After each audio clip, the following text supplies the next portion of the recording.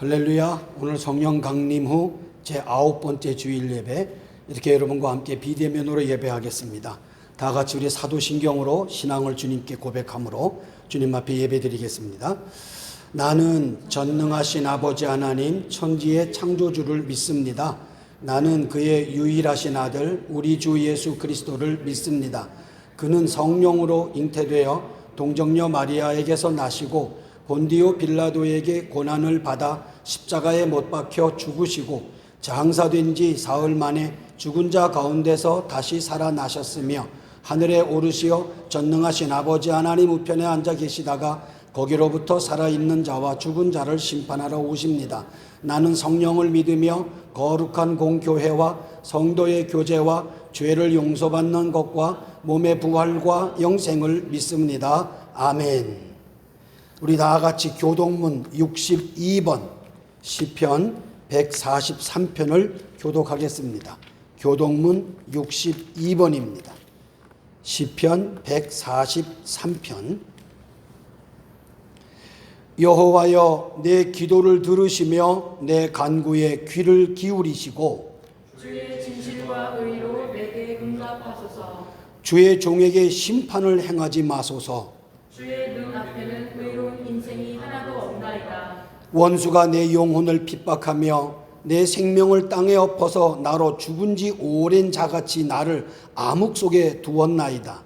그러므로 내 심령이 속에서 상하며 내 마음이 내 속에서 참담하니이다. 내가 옛날을 기억하고 주의 모든 행하신 것을 읊조리며 주의 손이 행하는 일을 생각하고 주를 향하여 손을 펴고 내 영혼이 마른 땅같이 주를 사모하나이다. 여호와여, 속히 내게 응답하소서. 내 영이 피곤하나이다. 여호와여, 주의 이름을 위하여 나를 살리시고 주의 의로 내 영혼을 환난에서 끌어내소서. 주의 인자하심으로 나의 원수들을 끊으시고 내 영혼을 괴롭게 하는 자를 다 멸하소서. 나는 주의 종이니이다. 아멘. 우리 35장을 다 같이 주님 앞에 찬양하겠습니다. 35장입니다.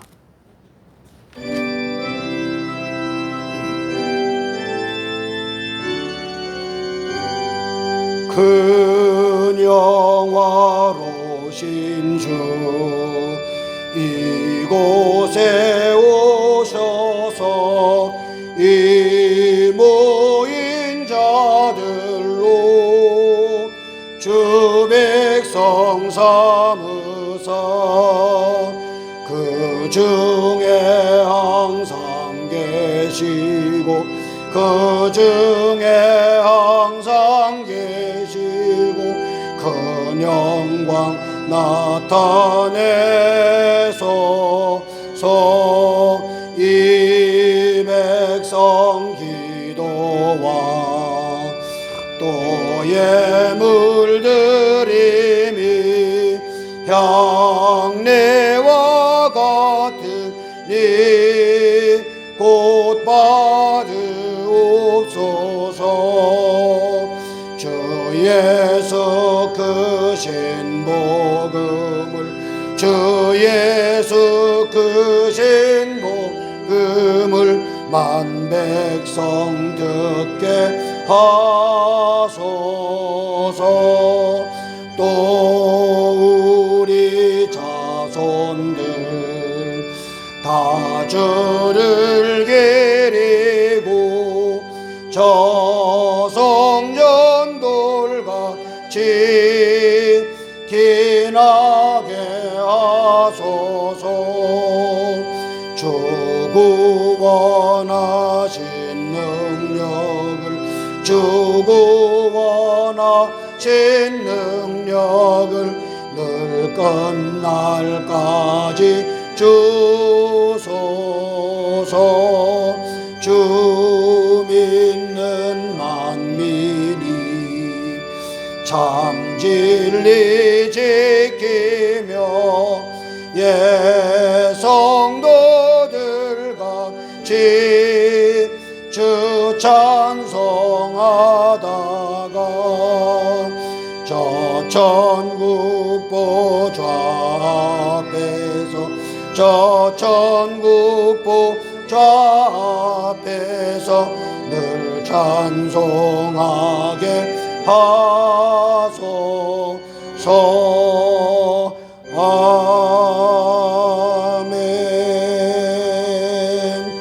자리에 다 앉으시겠습니다. 우리 이제 오늘 예배를 위해서 우리 양재윤 권사님 기도해 주시겠습니다. 나의 힘이 되신 여호와여, 내가 주를 사랑하나이다. 여호와는 나의 힘과 나의 방패이시니 내 마음이 그를 의지하여 도움을 얻었도다. 그러므로 내 마음이 크게 기뻐하며 내 노래로 그를 찬송하리로다. 전능하시고 자비로우신 아버지 하나님, 거룩하고 복된 주일 주님 앞에 나와 찬양하고 예배하오니 홀로 영광 받으시옵소서. 예수 그리스도의 보혈을 의지하여 은혜의 보좌 앞에 담대히 나아가니 저희의 예배를 기뻐 받아 주시옵소서. 사랑이신 하나님, 주님께서 보호해 주시고 동행하여 주심을 알면서도 순간순간 세상의 염려와 이기심으로 인해 세상의 것들을 먼저 구하였던 저희들의 욕심들을 회개하니 용서해 주시기를 원합니다. 이 시간 성령님께서 저희 가운데 역사하여 주셔서 신령과 진리로 예배하게 하시며 구원의 감격과 기쁨을 누리는 복된 시간 되게 하여 주십시오. 하나님은 저희를 변함없이 사랑하시는데 하나님을 향하는 저희의 마음은 자꾸만 변합니다. 긍휼히 여겨주시고 날마다 믿음을 더하여 주셔서 항상 변하지 않는 마음으로 주님을 사랑하며 하나님께서 주신 말씀을 순종하는 저희들 다 되게 해주시기를 원합니다. 한여름 삼복더위에 저희 모두의 건강을 지켜주시고 저희를 주님의 형상대로 지으시고 지혜와 능력을 주시며 자비로 저희의 죄를 용서하고 구원하여 주신 주님의 은혜에 감사와 영광을 드리며 저희의 삶이 언제나 주님 보시기에 흐뭇한 삶이 되기를 원합니다. 이 시간 올려드리는 경배와 찬양을 받으시고 하늘 문을 여시어 신령할 은혜를 내려주시기를 원합니다. 세상의 걱정과 근심이 모두 사라지게 하시고 하나님과 함께하고 하나님의 음성을 듣는 복된 예배의 시간 되게 해주십시오.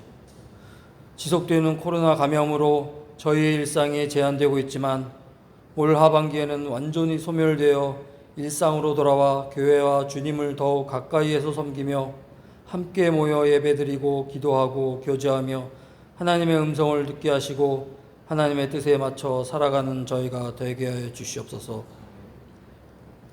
이 나라의 유정자들이 자신들의 권력과 기득권을 유지하는 데만 관심을 두지 말고 주님의 뜻으로 바른 생각과 바른 판단으로 국민과 함께하여 이 어려운 위기를 극복할 수 있도록 지혜를 부어 주시기를 원합니다. 국정을 바로 이끌어갈 수 있는 지혜를 주셔서 정치, 경제, 사회, 문화, 국방 등 분열이 아닌 용서와 화합으로 나라를 이끌어가는 위정자들이 되게 하여 주십시오. 헛된 욕망과 집착에서 벗어나 바른 양심과 판단을 주셔서 공의로운 정치를 행하도록 인도하여 주십시오. 하나님을 두려워하며 국민과 나라의 발전 위해 자신의 지위와 권력을 신중하고 겸손히 사용하는 자들이 되게 하여 주십시오. 오늘도 말씀을 전하기 위하여 단위에 서신 김명국 목사님, 성령으로 충만케 하시고 하나님의 귀한 생명의 말씀, 축복의 말씀을 증거하실 때에 지치지 않는 열정과 영육간의 강건함과 성령님의 능력을 더하여 주시길 원합니다. 목사님의 입술을 통하여 말씀이 선포될 때 저희 심령마다 변화되고 치유되는 놀라운 은혜와 영광만이 나타나는 귀한 시간이 되게 하여 주십시오.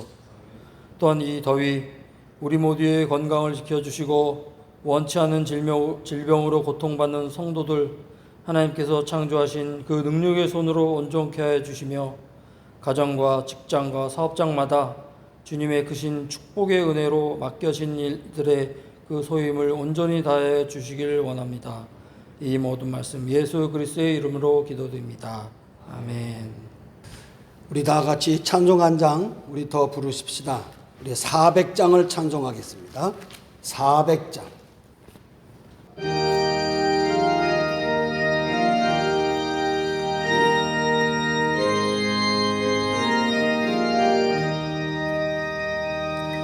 험한 시험 물 속에서 나를 건져주시고 노한 풍랑 지나도록 나를 숨겨주소서. 저여 나를 돌보시사 고이 품어주시고 험한 풍파 지나도록 나를 숨겨주소서. 권세 능력 무한하사 모든 시험 이기고 풍랑까지 다스리는 주님 앞에 비오니 저여 나를 돌보시사 고이 품어주시고 험한 풍파 지나도록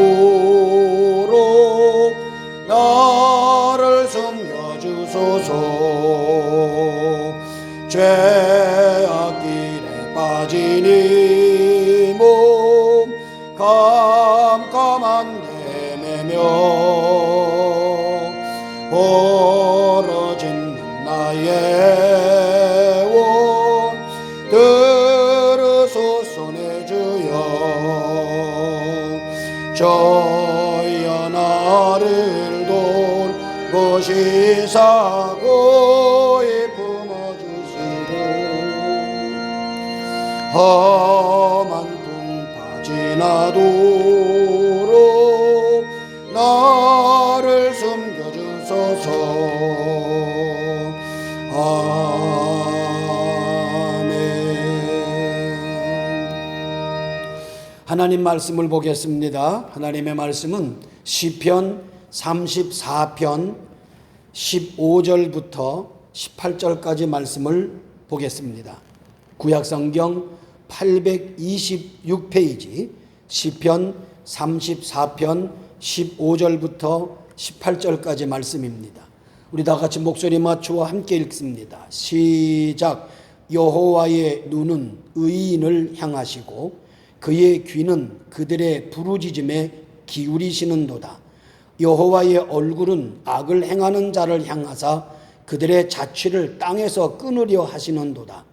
의인이 부르짖음에 여호와께서 들으시고 그들의 모든 환난에서 건지셨도다.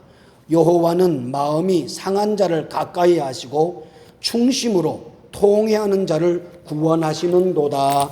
아멘.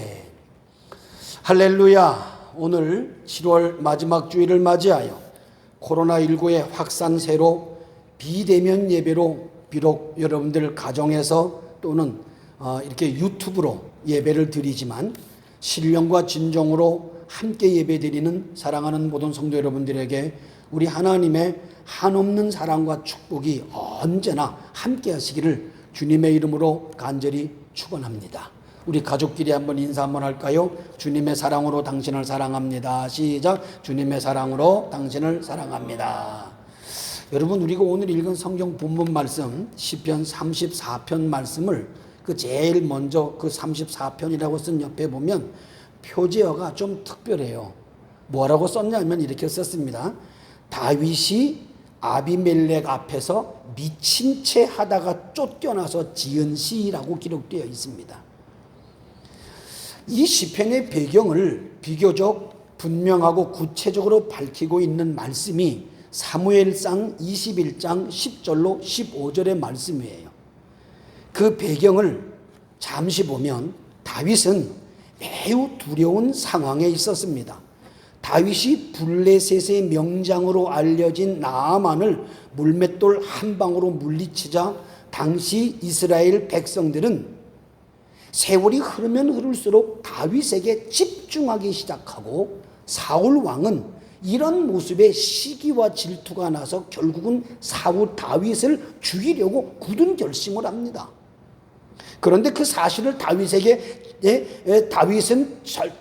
절친이었던 사울 왕의 아들 요나단을 통해서 다윗은 알게 되었고, 그 위기 의식을 느낀 다윗이 한시라도 바삐 도망을 가야 했습니다. 결국 음식도 무기도 동료도 함께하지 못한 상황에서 다윗은 제사장이었던 아히멜렉을 찾아갑니다. 그런 그를 제사장 아히멜렉도 이상하게 여길 정도였습니다. 왜냐하면 다윗이 이스라엘에서 어떤 영향력을 가진 사람인지 훤히 다 아는데, 그런 다윗이 혼자 자신을 찾아온 것이 너무나 이상했던 것입니다. 더군다나 다윗은 왕으로 기름 부음을 받았는데도 지금 다윗의 상황은 아무것도 없는 상황이었습니다. 결국 아히멜렉에게서 약간의 음식을 얻고 골리앗의 칼을 가지고 계속 도망을 다니던 다윗은 블레셋의 가드왕 아기스에게로 피합니다. 다윗의 생각에는 사울을 피할 수 있는 가장 안전한 곳은 어딜까를 생각하다 내린 결론이 이스라엘과 블레셋이 적대 관계에 있었기에 그곳 블레셋 가드 지역의 아기스 왕에게로 피하는 것이 사울 왕으로부터 가장 안전하리라고 생각했던 것 같아요. 그런데 가드는 다윗이 죽인 골리앗 장군의 고향이었습니다. 그 지역이었거든요. 그곳의 사람들은 다윗을 기억하고 있었습니다. 더군다나 다윗이 가진 무기는 골리앗이 소장하고 있었던 칼이었단 말입니다. 그러니 골리앗의 칼을 가지고 골리앗으로 고향으로 도망한 겁니다. 그런데 다윗을 알아본 아기스 왕의 신하들이 아기스 왕에게 이런 말을 합니다. 왕이요, 저 사람이 바로 다윗입니다. 저가 우리의 장군 골리앗을 죽였을 때 여인들이 사울이 죽인 자는 천천히요, 다윗이 죽인 자는 만만히로다 라고 노래를 불렀습니다 라고 직언을 해 주었습니다. 결국 이 말을 들은 다윗은 갑자기 대문짝에서 허느적거리며 아기스 왕 앞에서 수염에 침을 뱉어 질질 흘리는 미친 사람의 모습을 보이고 있으니까, 다윗의 이런 이해가 되지 않는 행동을 본 가디스 왕 아기스는 다윗을 미친 사람으로 보고 다윗을 멀리 내쫓으라고 명령을 합니다. 결국 다윗은 가드 왕 아기스 앞에서 미친 채 함으로 말미암아 생명을 유지하고 그곳에서 쫓겨납니다. 바로 이런 절대절명의 상황에서 철저하게 다윗의 편이 되어주신 하나님을 아낌없이 찬양하며 지은 시가 시편 34편의 시입니다. 저는요, 오늘 이 본문의 이 말씀을 듣는 사랑하는 모든 성도 여러분들에게 하나님이 성도 여러분들의 편이 되어서 여러분들의 모든 삶, 또 우리의 내가 위기가 닥쳐질 때 도와주시고, 슬플 때 위로해 주시고, 아플 때 고쳐주시고, 외로울 때 친구가 되어주시는 그 하나님의 능력이 사랑하는 모든 성도 여러분들의 삶 속에 체험하는 축복이 있으시기를 주님의 이름으로 간절히 축원합니다. 자, 그러면 다윗은 하나님은 어떤 자의 편이 되신다고 이 시편을 통해서 우리에게 설명하고 있을까요? 첫째로 하나님은 의인의 편, 즉 믿음으로 사는 자의 편이라고 하고 있습니다. 여러분 15절을 다시 한번 보십시오. 다윗은 이렇게 말합니다. 여호와의 눈은 의인을 향하시고 라고 찬양하고 있죠.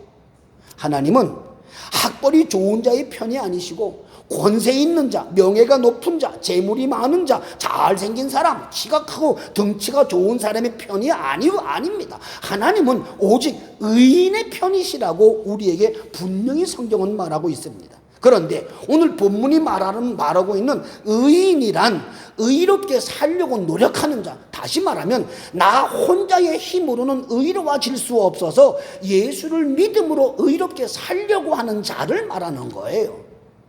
죄인 된 우리가 예수를 믿으면 의인이 되는 줄 여러분 믿으십니까? 예수 그리스도께서 내 죄를 해결하기 위해서 십자가에 못 박혀 죽으심으로 흘리신 그 보혈의 공로를 의지하여 죄의 씻음을 받고, 그리고 예수 앞에 나오면 의로워지는 줄 믿으시길 바랍니다. 그러므로 하나님은 의인의 편이라고 말씀하신 이 말씀은 예수 그리스도께서 십자가에 못 박혀 죽으시고 흘리신 십자가의 보혈의 공로로 죄인 된 내가 하나님의 백성이 됨을 인정하는 그런 믿음을 가진 성도들이 편이 된다는 말씀이에요. 교회를 40년을 다녔어도 이 사실을 믿지 않으면 하나님은 그의 편이 되지 않습니다. 누가복음 19장에 언급된 삭개오는요, 동족의 세금을 갈취한 세리장이었습니다. 당시의 역사서를 보면 세금을 받는 것은 세리장의 마음대로 했다고 합니다.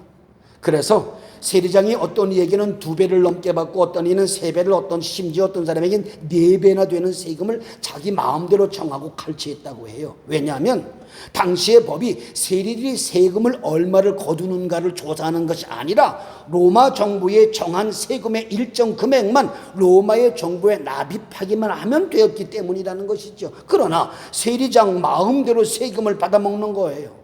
역사적인 자료를 보면 당시의 세리장들은 돈 받는 일에 대해서는 아주 철저하며 세금을 받기 위해서는 별의별 방법을 다 동원했다고 합니다. 그래서 같은 민족에게 항상 손가락질만 당했고 늘 홀로 서야 하는 죄인이었습니다. 죄인 중에서도 이스라엘 민족들이 저마다 고개를 흔드는, 인정을 받지 못하는, 사람으로 구별되지도 않을 만큼의 창기와 똑같은 취급을 당하는 죄인이었습니다. 창기들은 몸을 파는 사람들이라면 세리장은 세리장 삭개오는 국민을 팔아먹는 사람으로 취급을 당했습니다.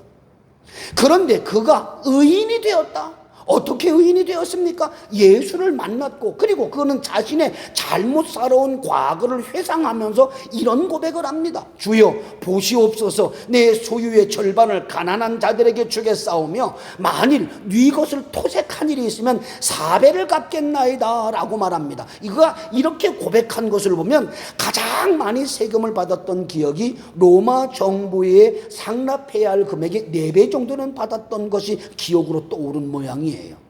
그런데 삭개오의 이 고백은 삭개오가 의인이 되는 과정에서 결정적으로 하나님께 헌신하는, 약속하는 과정이었다는 사실이에요.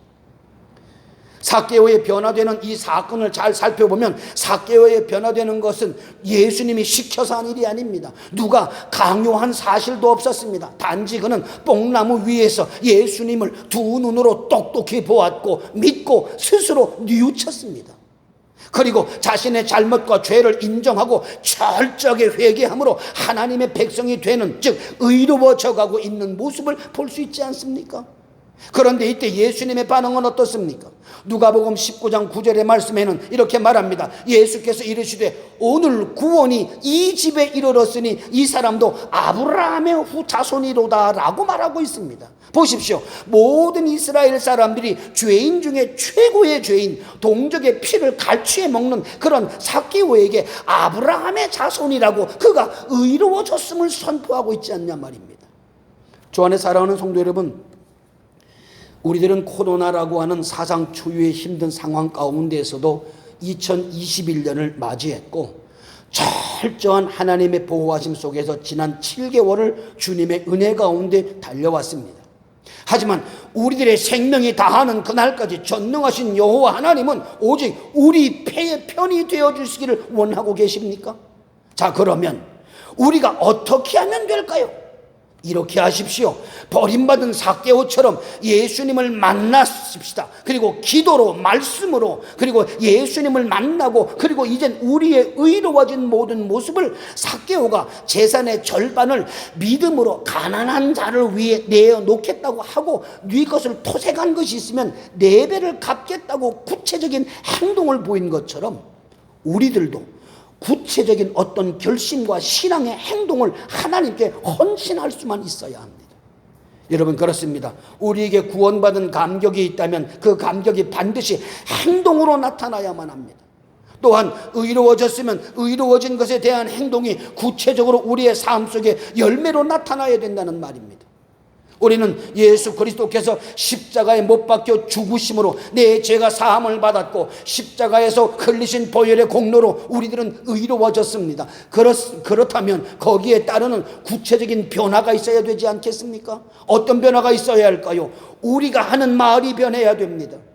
내 이웃과 내 주변 사람들에게 칭찬받도록 내 말이 변해야 합니다. 또한 생각도 변해야 합니다. 세상 사람들은 하나님의 말씀인 성경을 모릅니다. 세상 사람들은 성경책을 읽지도 않습니다. 기도도 우리만큼 하지도 않습니다. 전도도 하지 않고 교회에 봉사하지도 않습니다. 그렇지만 그들은 우리 그리스도인들을 판단하기를 매우 매우 좋아합니다. 그런데 그들은 무엇으로 우리 그리스도인들을 판단하는지 아십니까? 그들은 우리들의 말과 행동과 생각하는 것과 사고를 통해서 우리들은 예수 그리스도를 판단하고 교회를 평가하고 있습니다. 그래서 말 한마디 잘못하면 교회 전체가 욕을 먹고 행동 한 번 잘못하면 하나님의 영광을 가리울 때가 얼마나 많은지 모릅니다. 간혹 실수로 잘못된 것을 생각하고 있으면 그들은 우리에게 가차없이 손가락질을 하고 아주 쉽게 또한 자기 마음대로 판단을 합니다. 그러므로 우리는 늘 성령의 도우심으로 지혜를 얻어야 될 줄로 믿습니다. 주 안에 사랑하는 성도 여러분, 하나님이 내 편이 되어주시기를 바라십니까? 그러면 의인이 되십시오. 즉 믿음으로 사십시오. 예수 믿고 구원받았으면 이젠 믿음으로 살아가야 합니다. 믿음으로 사는 그가 진정한 크리스찬이 아니겠습니까? 하나님은 누구의 편이십니까? 믿음으로 사는 자의 편이십니다. 믿음으로 사는 축복이 있으시기를 주님의 이름으로 간절히 축원합니다. 우리 옆 사람과 한번 인사합시다. 오직 믿음으로 삽시다. 시작. 오직 믿음으로 삽시다. 그리고 두 번째로 하나님은 기도하는 자의 편이십니다. 우리가 오늘 읽은 본문 15절 말씀 하반절을 다시 한번 보십시오.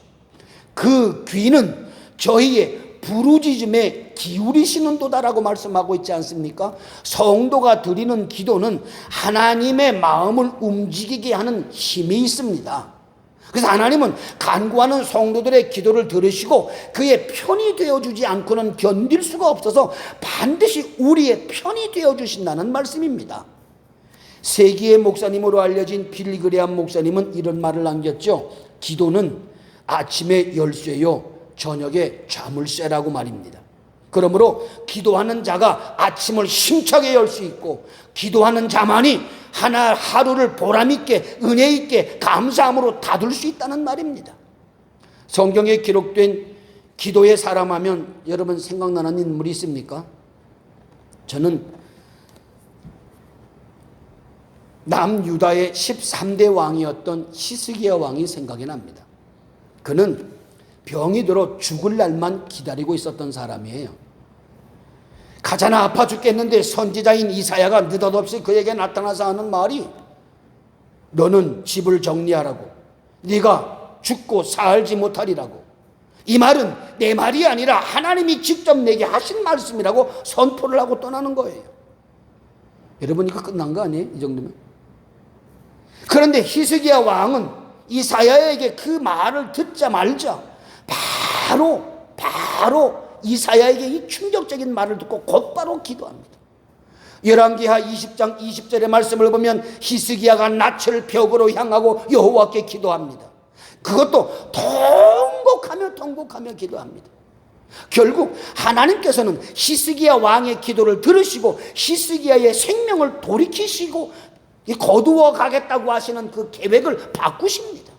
그래서 이사야 선지자가 성문 밖을 나가기 전에 그의 마음을 하나님께서 돌이켜 주셔서 다시 히스기야 왕 앞에 서게 하셔서 그의 생명을 15년을 더 연장시켜 줄 것을 선포하게 하십니다. 하나님의 계획을 바꾸어 놓은 히스기야 왕의 기도는 이 말씀을 접하는 사람들을 모두 다 놀라게 합니다. 여러분 그렇습니다. 기도는 하나님의 계획조차도 바꾸어 놓는 능력이 있습니다. 하나님께서는 우리 모두에게 이런 능력을 부여해 주셨습니다. 그래서 하나님은 기도하는 자의 편이 되어주시는 줄 믿으시기 바랍니다. 흔히들 기도의 사람 하면 고아의 아버지로 널리 알려진 조지 뮬러 목사님을 생각들을 하죠. 왜냐하면 이 조지 뮬러 목사님이 93세를 일기로 생을 마감하시거든요. 그런데 그의 일기를 읽어보면 그는 그의 삶 속에서 5만 번 기도의 응답을 체험했고 그 후에 그 기도 5만 번이나 응답을 받은 목사님으로 알려져 있습니다. 그의 그 이력을 잠깐 보면요, 그는 20살 때 예수님을 만나는 체험을 했습니다. 20살 때 예수님을 만나고 난 다음에 93세에 죽었으니까 73년 동안 그는 5만 번의 기도에 응답을 받은 거예요. 제가 한번 계산을 해보니까요, 5만 번에 73년 동안 5만 번 기도의 응답을 받으려면 1년에 685번의 기도의 응답을 받은 거예요. 그러니까 이 말은 하루에 평균 2번 정도씩 기도의 응답을 받은 사람이라는 말이에요. 그것도 73년 동안 단 하루도 빠지지 않고 매일 기도의 응답을 2번씩 받은 사람이야. 하나님은 철저하게 조지 뮬러 목사님의 편이 되어 주셨습니다. 왜냐하면 그는 기도하는 사람이었기 때문입니다. 그런데 조지 뮬러 목사님이 5만 번의 기도의 응답을 받은 그 기도의 원칙이 5가지가 있었습니다. 나는 이 말씀에 귀를 여러분들이 기울이시고 여러분 모두가 기도의 응답을 날마다 받고 사시는 축복이 있으시기를 주님의 이름으로 간절히 축원합니다.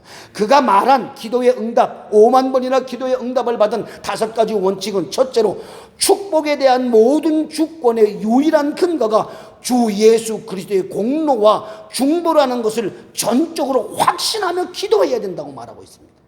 이 말은 모든 기도의 근거가 대제사장이 되신 주님 한 분에게 있음을 알고 그분과 하나 되도록 요청해야 된다는 원리예요. 2번째로는 알고 있는 모든 죄로부터 완전히 떠나라는 거예요.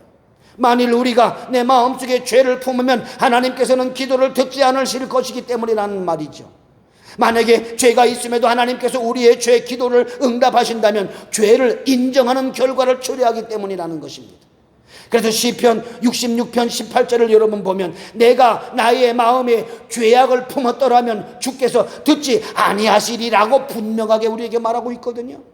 셋째로 하나님 자신이 말씀을 통해서 확증하신 하나님의 약속하신 말씀에 우리가 믿음을 보여주어야 된다고 말하고 있습니다. 그래서 히브리서 6장 17절과 18절의 말씀을 보면 하나님은 약속을 기업으로 받는 자들에게 그 뜻이 변하지 아니함을 충분히 나타내시려고 그 일에 맹세로 보증하셨나니 이는 하나님이 거짓말을 할 수 없는 이 2가지 변치 못할 사실로 말미암아 앞에 있는 소망을 얻으려고 피난처를 찾은 우리에게 큰 안위를 가지게 하려 하심이라고 말씀하고 있습니다.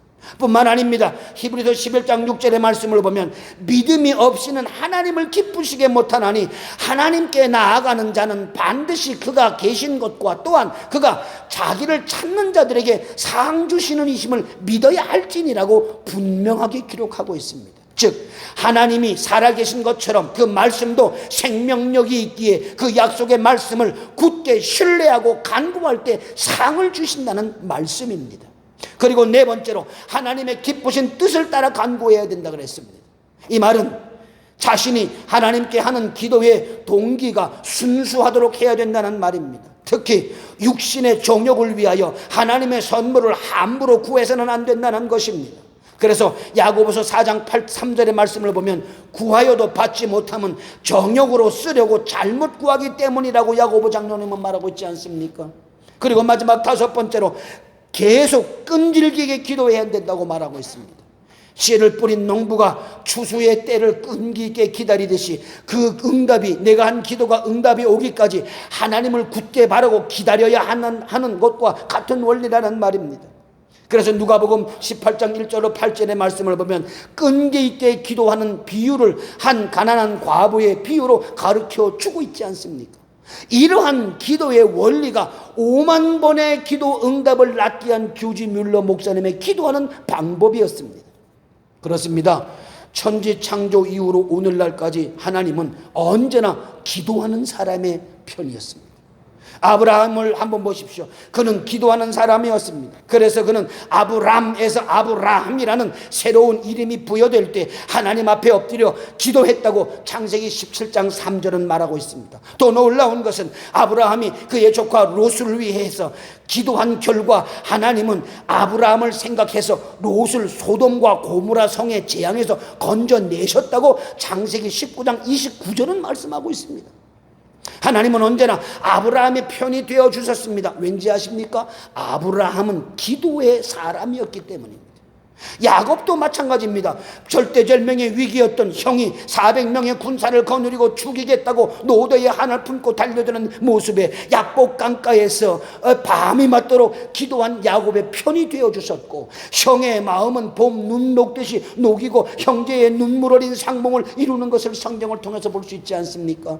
아무리 이 말씀을 읽어보아도 노도의 한을 품고 달려온 이 형의 마음을 돌이킬 수 있었던 것은 밤이 맞도록 기도한 야곱의 승리였습니다. 이스라엘 민족들은 애굽 앞에서 재개방하고 그들을 하나님의 백성으로 보호하고자 한 모세의 기도는 어떻습니까? 그리고 갈멜 산상에서 하나님을 몰라보고 날뛰던 바알과 아세르 목상을 섬기던 거짓 선지자들을 향한 엘리야의 불의 기도는 어떻습니까?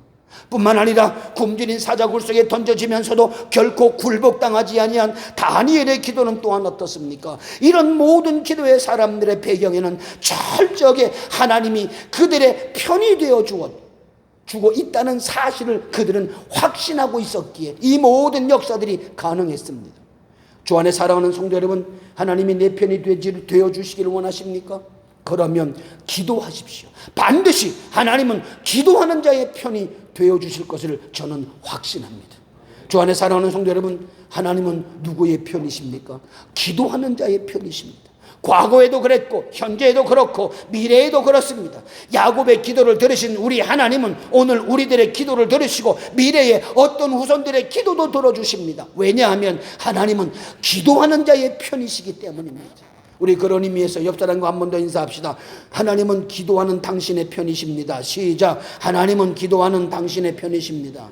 마지막 세 번째로, 하나님은 충심으로 통회하는 자의 편이 되십니다. 자, 그러면 충심으로 통회하는 자는 어떤 사람을 말하는 것일까요?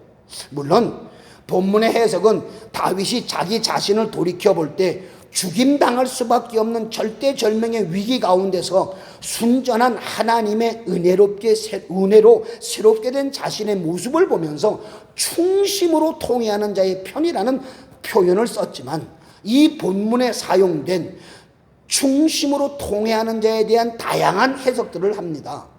세번역 성경은요, 이 단어를 낙심한 사람으로 표현했고, 우리말 성경에는 뉘우치는 마음이 있는 사람이라고 표현을 했습니다. 그리고 파노라마 성경은 중심에 통회하는 자로 설명을 했고, 킹 제임스 버전 성경에서는 통회하는 영을 가진 사람이라고 설명을 했습니다. 그런가 하면 가톨릭 신자들이 읽는 가톨릭 성경에는 이 부분을 넋이 짓밟힌 사람이라고 기록을 하고 있습니다.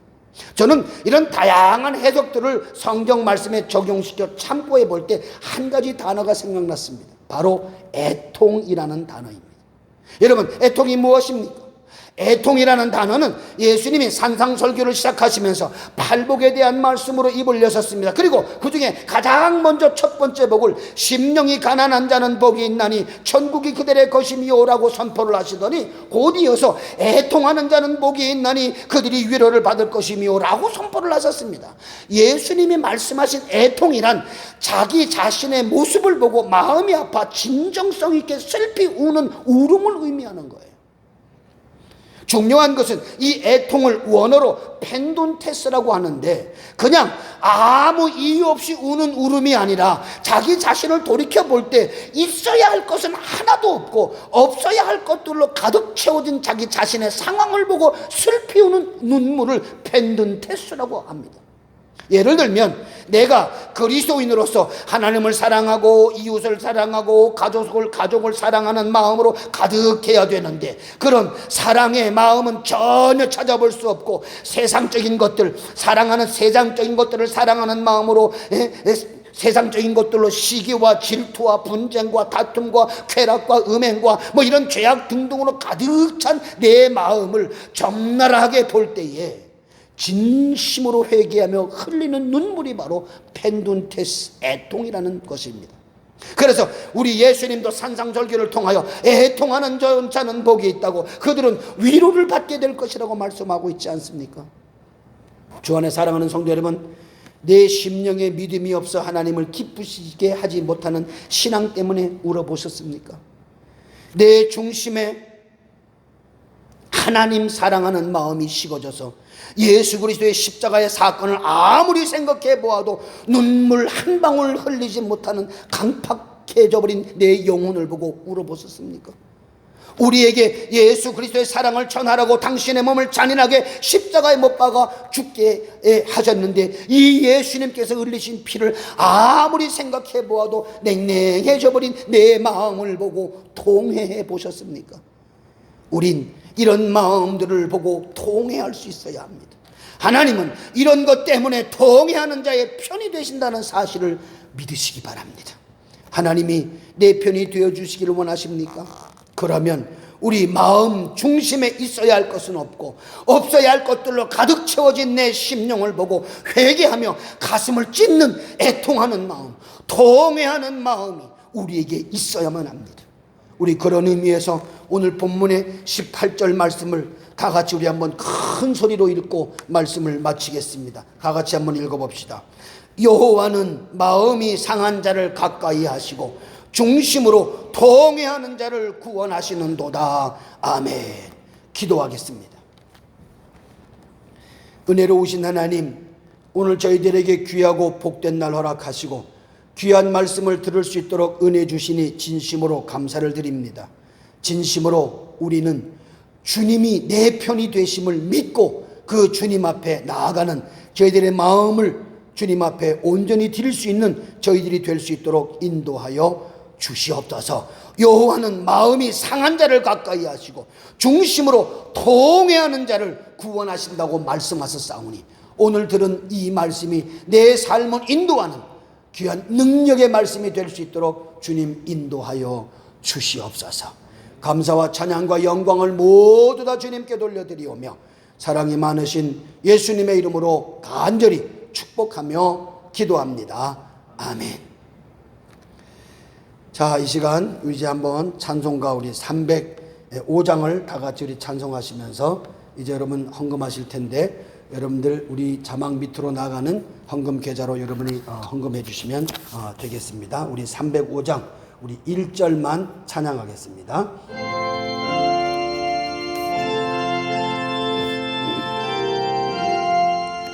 나 같은 죄인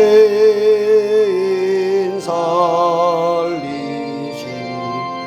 주님의 놀라워 잃었던 생명 찾았고 강명을 얻었네.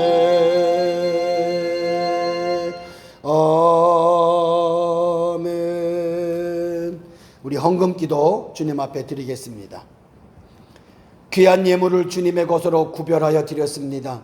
이 드려진 예물이 주와 복음을 위해 아름답게 쓰임받게 하시고 특별히 드린 손길을 축복하사 저들의 삶이 하나님의 영광을 위해 생활할 수 있도록 은총을 베풀어 주옵소서. 10의 1조를 구별했습니다. 각종 감사의 예물을 주님 앞에 구별했습니다. 111 헌금을 예배를 주님 앞에 드렸고 주일의 헌금을 주님 앞에 드렸습니다. 이 드려진 모든 예물이 주와 복음을 위해 쓰임받게 하시되 쓰임받는 그곳에 하나님의 역사와 기적에 아름답게 창출되도록 인도해 주시옵소서. 드려진 손길을 우리 주님이 꼭 붙잡아 주시고 이제 8월 한 달도 아니 우리의 남은 인생 모든 삶 속에서 오직 하나님께만 영광을 돌려드리는 믿음의 삶을 살아가는 저희들 될 수 있도록 인도해 주시옵소서. 감사와 찬양과 영광을 모두 다 주님께 돌려드리오며 사랑이 많으신 예수님의 이름으로 간절히 축복하며 기도합니다. 아멘.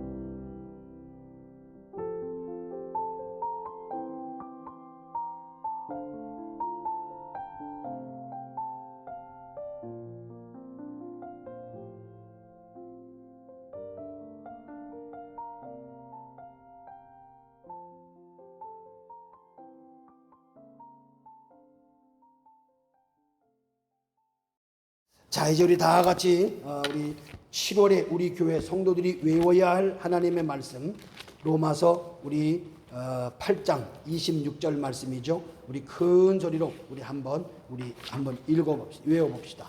우리 다 같이 읽습니다. 시작.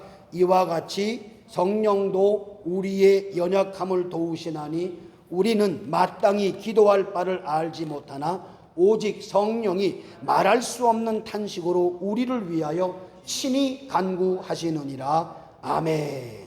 우리 53장을 다 같이 찬송하시고 예배를 마치겠습니다.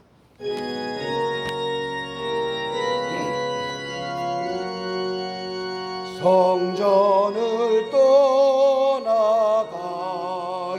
전 머리를 숙일 때 주께서 함께 계시고 복 내려 주소서. 집으로 돌아가는 길 주동행하시고 내 모든 언행 심사를 다 지켜주소서. 거룩한 날이 다가고 저녁이 되도록 주 우리 맘에 빛 되사 늘 계시옵소서.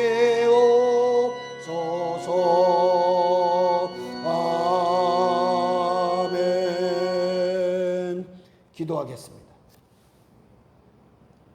이제는 우리 주 예수 그리스도의 무한하신 은혜와 하나님 아버지의 망극하신 사랑하심과 성령님의 감화감동, 교통, 역사, 내주, 충만, 위로, 축복 함께하신 은총이 오늘 말씀을 듣고 내 편이 되어주시겠다고 약속하신 그 하나님을 내 마음속에 깊이 모시고 내 편이 되어주신 그 하나님을 믿고 의지하고 나아가기를 결단하고 돌아가는 사랑하는 모든 성도들과 저들의 가정과 자녀와 생업 위에 이 나라와 이 민족 전체 위에 이제로부터 영원토록 함께 하시기를 간절히 축원하옵나이다. 아멘.